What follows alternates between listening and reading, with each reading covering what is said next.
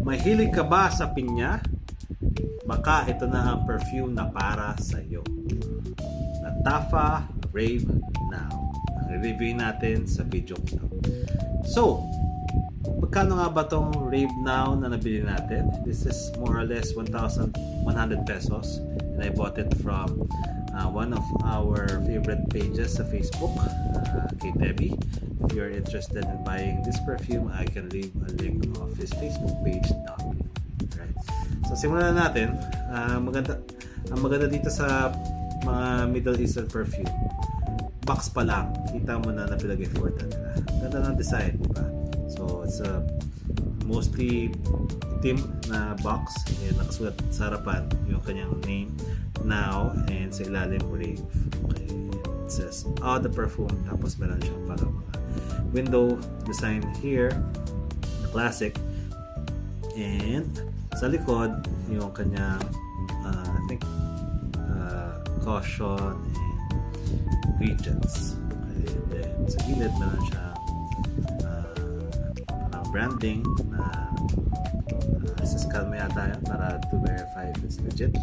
And sa ilalim, makita mo dito for external use, and meron siyang batch code, and it says made in UAE. Okay?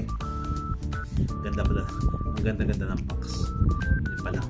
And we can't imagine na 1,100 pesos lang siya.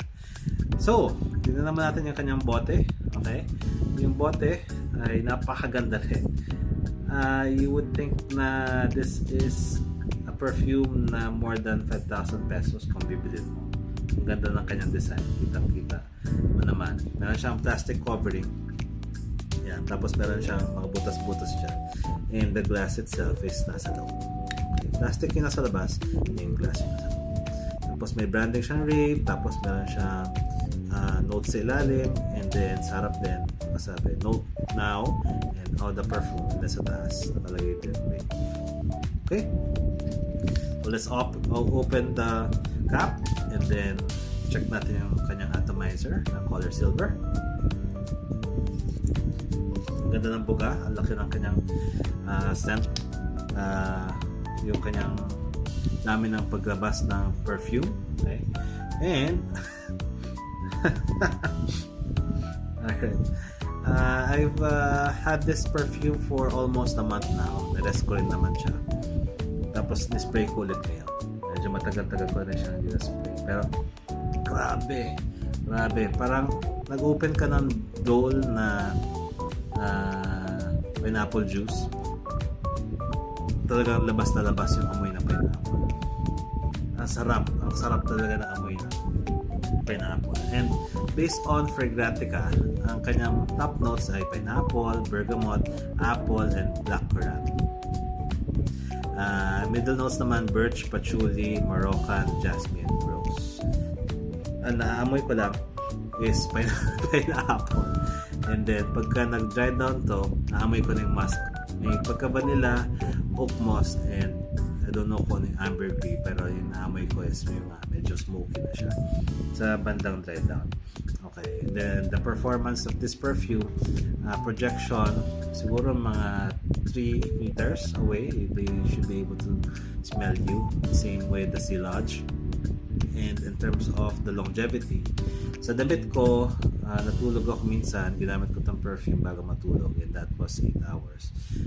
Meron pa rin siya hanggang sa bago ko mag breakfast in the morning, naamoy ko pa rin siya. Ganun siya katagal.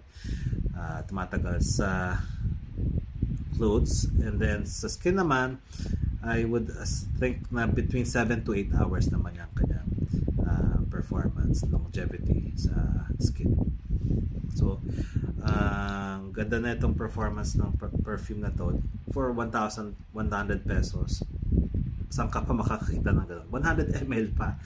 Middle Eastern perfume. Ang ganda talaga ng performance nito. I would highly suggest this perfume dun sa mga taong mahilig sa pineapple scent. Baka sabihin nyo this has something close, this is close to Aventus Creed.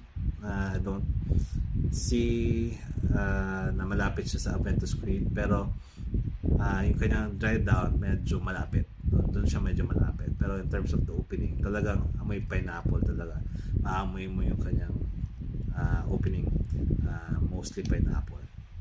So, would I recommend this perfume? Yes. Kung mahilig na mahilig ka sa pineapple, I would rate it 9 out of 10 just based on the performance and the price that I was able to get this for. Okay, so that's it for our video today. If you have any suggestions or perfumes that you'd like for me to review, leave a comment down below. And we'll see you again soon. Thank you so much and bye.